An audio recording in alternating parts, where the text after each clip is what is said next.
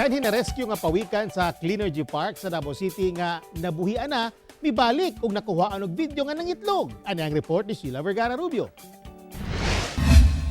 Duha ka pawikan ang namatan sulod sa Aboitiz Cleanergy Park sa Punta Dumalag, Barangay Matina, Aplaya sa Davao City sukad ni atong Mayo 24. Usa sa duha ang nakuhaan mismo og video nga nagapangitlog.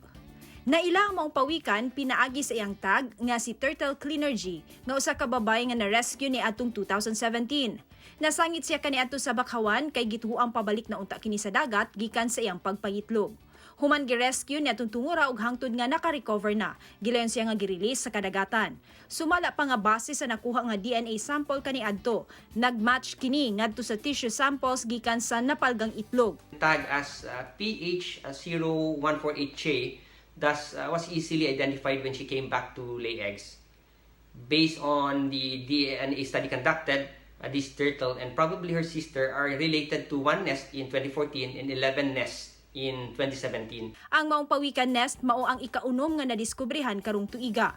Sumala pa nga taas-taas nga panahon ang daganon una maka-reproduce ang mga pawikan ug usa sa ka libo nga hatchlings ang makaabot sa maturity. Busa kini ang rason sa pagsalbar ug pagprotekta sa Cleanergy Park sa mga pawikan. This is why we continue our campaign to save and protect sea turtles.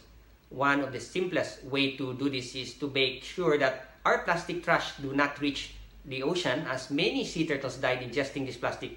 They mistakenly thought of as jellyfish, which is part of their diet. Ako si Sheila Vergara Rubio para sa One Mindanao.